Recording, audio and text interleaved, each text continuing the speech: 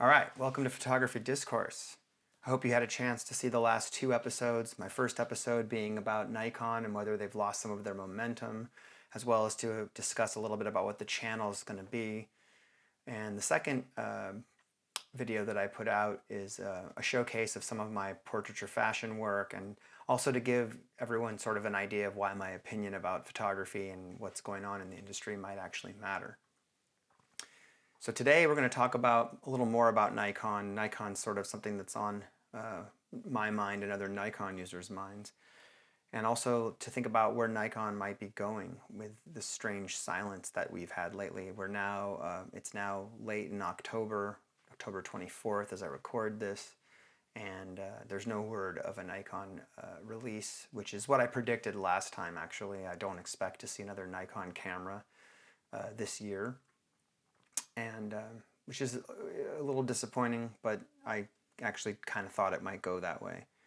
And so it kind of begs the question, what are the reasons for the delays? This year we've seen a Z30 release, which is a vlogger camera, entry level.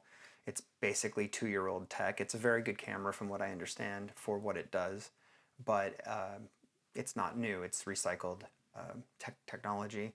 And very recently they put out a firmware update for the Z6 and Z7 and the Z50. It was a very minor update, very specific thing they were fixing, and it kind of bums me out for two reasons. One is if they're going to update the Z50, Z6, and Z7, again, original Z6, Z7, not Z6 II, it'd be nice if they would add eye detect autofocus to the wide area autofocus mode, just like the other cameras do, including the ZFC, which is also a 1x speed 6 processor. So we know the processing power is there in the Z50, Z6, Z7, so why aren't they adding this feature? It seems like it's just a way to cripple those cameras a little bit, which is unfortunate.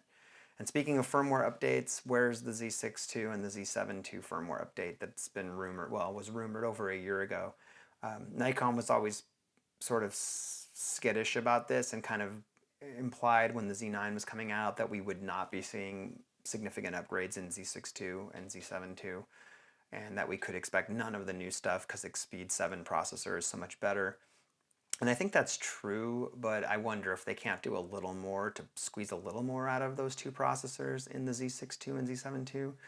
I think they ought to do that, especially if they're putting off releases till next year. So where are the new cameras that Nikon would be putting out, and when can we expect them, and what might they be likely to be? So I think to answer that question, one has to look a lot at the competition, and specifically, of course, Canon and Sony. Those are the relevant competitors. Not to say that other competitors aren't relevant. Fuji makes good cameras, and Lumix, Panasonic, all that.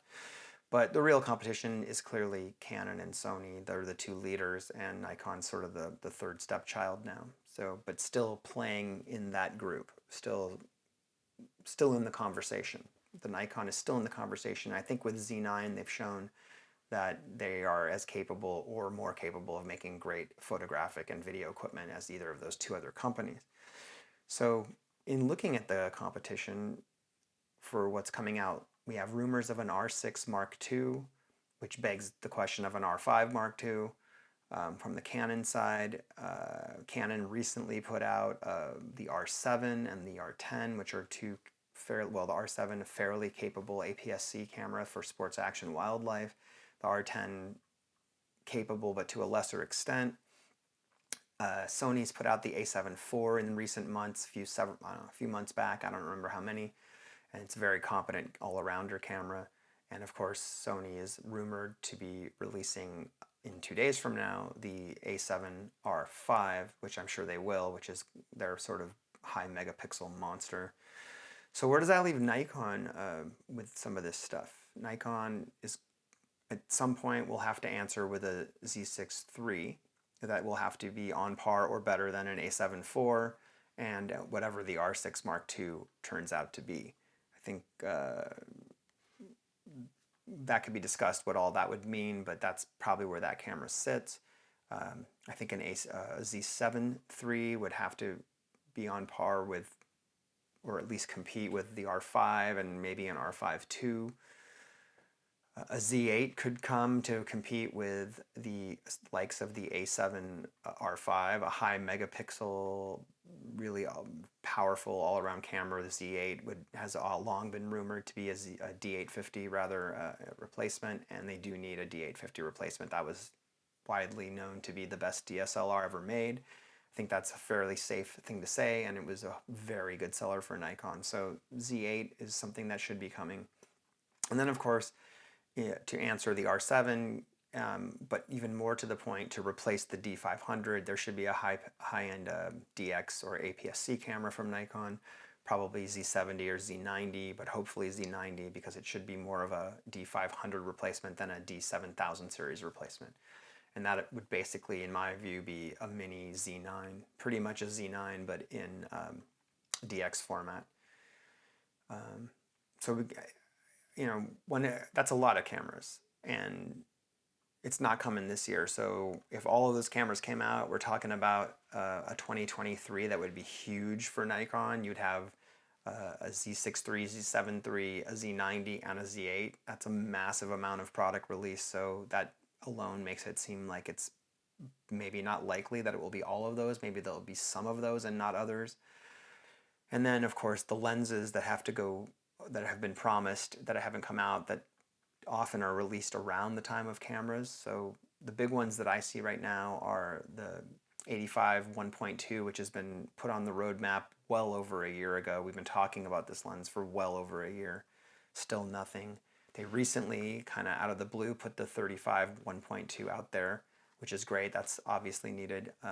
And then there's the 200 to 600, a lens a lot of people are waiting for. And then some DX lenses. There's a power zoom DX 12 to 28 or something coming, and a DX 24, and then there's a pancake 26, and of course the rebadged Tamron 70 to 180 2.8. All of those lenses, I think all of those lenses should come out next year, sometime in 2023. And if the cameras are released, I would think that you'd see a 35 1.2 around the time of a Z6 III, Z7 III release. I think you would see the 85 around the time of a Z8 release. And obviously the 200 to 600, I think you'd see around the time of a Z90 release. It's basically replacing the 200 to 500 f-mount lens, which was largely used by the D500 crowd for sort of amateur to enthusiast sports action wildlife photography. And I think that's the crowd that's looking forward to it the most. So, so that's really a lot of product, and probably all those cameras won't be coming out all at once. But I think they have to put out a Z6 III. There has to be an answer to that, that's like the $2,200 to $2,500 market. I think they have to have that camera. There is room in the lineup for all of those. I think you can, if you have a Z6 III at $2,200 to $2,500, a Z7 at $3,000 to $3,200, a Z8 at $4,000, and then of course the Z9 is at $5,500. Perhaps a Z90 around $2,000 to $2,500. I think that market would bear that for the people that are actually interested in that sort of a thing. But this is a lot of product, and the fact that they've put it off, some people have speculated that maybe Nikon doesn't have the production capability to put stuff out, and that's why they're lagging. I'm not sure if I think that's true, because there was that notification from Nikon Rumors recently that Nikon had actually hired a bunch of staff. I think it was 500 people, and increased the salaries of a lot of people. That to me indicates that they are doing well and that their production should be able to be handled. So maybe they're just ramping up, though. Maybe that's a ramp up for getting all this stuff out next year. That would be nice. I hope that's the case. Some people have suggested, I think Frames TM recently put out a video on how he thought maybe the delay was with respect to the Red lawsuit in America. For those that don't know, Red sued Nikon for a patent infringement on some of the video compression for the RAW stuff at the 2.0 firmware update for Z9. I don't think that's really the case, though. I think it's an interesting concept, and I love Frames' channel, and I think he's great. He's actually a friend. But I actually don't think that is the case, that they're waiting on the lawsuit. That could go years, and I don't think they're not going to wait years to put new product out. So I think it's more likely that they're biding their time to put out really good products that really compete at the price points. A Z6 III that comes out and is clearly as good, but preferably better than an A7 IV. A Z7 III that comes out that clearly pushes the R5, the current R5, and can hold its own with a newer R5. Ultimately, a Z8 that comes out that literally can live up to being the D850 successor in every way. The D850, just across the board, jack of all trades, master of just about all trades. So I'm hoping they'll do that. They did that with Z9. They held off on putting Z9 out, and when it did come out, it kind of blew all our minds. It was more than expected, and they've been doing that a lot lately. They've been taking their time, but over-delivering when they do deliver. Same thing is true of like the lenses. Take the 800 PF lens, the 6.3.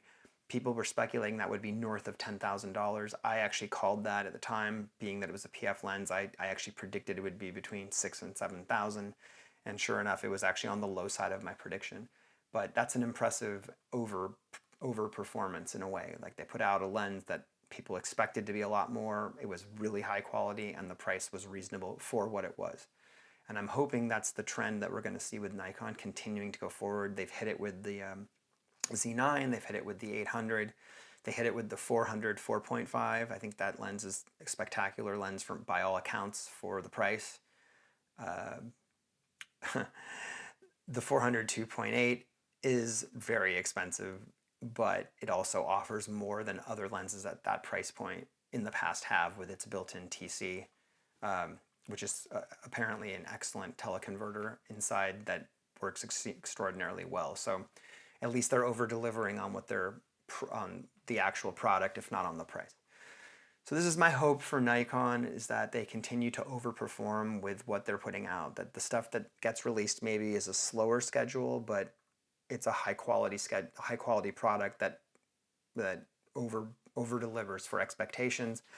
And I think if that's the case, Nikon's looking really good. They have a really strong base with the Z now. The Z system has arguably the best build quality of the top three, certainly better than Sony, and I would say better than Canon.